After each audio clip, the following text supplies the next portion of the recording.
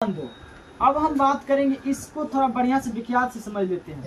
तुम लोग जानता है कि जब उत्तर वैदिक काल में समाज के बारे में देखते हैं तो ब्रह्म समाज का युग कहा जाता है, ब्राह्मण का युग कहा जाता है उत्तर वैदिक काल को। अब देखो समाज हम लोग पढ़ते हिंदी में वर्ण पढ़ते हैं ना, वर्ण पढ़ते हैं, लेकिन समाज में देखो समाज को 4 भागों में बांट दिया। कितने भागों में बांट दिया? 4 भागों में।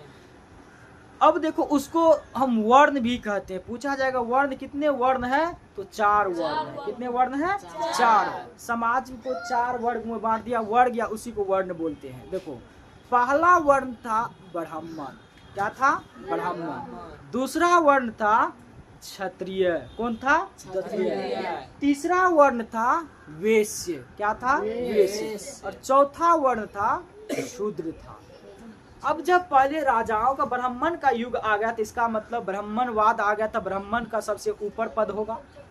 जो पुरोहित लोग होते थे, पूजा पाठ कराते थे, उसको ब्राह्मण कहा जाता था। पुरोहित को क्या कहा गया? ब्राह्मण कहा गया।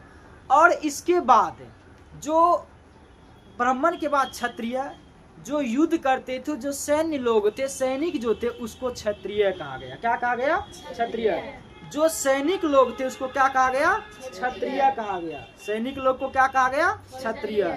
और ब्राह्मण देखो, जो पुरोहित थे, जो पूजा पाठ कराते थे, हवन कुंड करवाते थे, होम जाप करवाते थे, उसको ब्राह्मण कहा।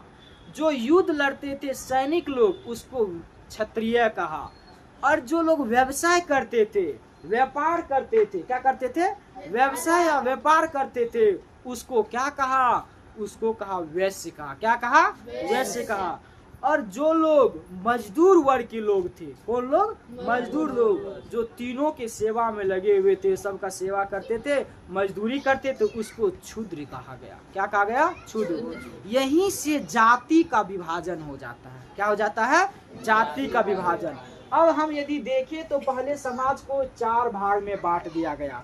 अब धीरे धीरे लोगों को देखा कि काम के आधार पर धीरे धीरे लोगों को जाति में विभाजित करने लगा। लेकिन समाज को 4 भाग में बांटा। कितने भाग में बांटा? 4 भाग में। एक ब्राह्मण समाज, क्षत्रिय और वैश्य और शूद्र। ब्राह्मण किसको कहा? पुरोहित को क्या कहा? ब्राह्मण। सैन्य को क्या कहा? क्षत्रिय। और इसके बाद वैश्य को क्या कहा? व्यवसाय वर्ग। जितने भी लोग व्यापार करते थे उसको क्या कहा? वैश्य कहा। और जो क्षुद्र लोग थे, मजदूर वर्ग के जितने भी लोग थे, वह सबको क्या कहा? क्षुद्र कहा। मतलब यहाँ से तुम्हारा ये पूर्व वैदिक काल और उत्तर वैदिक काल समाप्त हो जाता है। यदि हम इसको एक बार रिवीजन कर लेंगे बढ़िया से तो अच्छे से याद हो जाएगा। बस हम पॉइंट लिखा है, इसका और विशेषता भी है जो कि उतना हमको डीपली में नहीं जाना है, इससे ज़्यादा आगे इससे नहीं पूछेगा। ठीक है, तो यहाँ से यहाँ तक समझने को दिक्कत है ना? इसको याद कर लेना पूरा आगे, ठीक ना?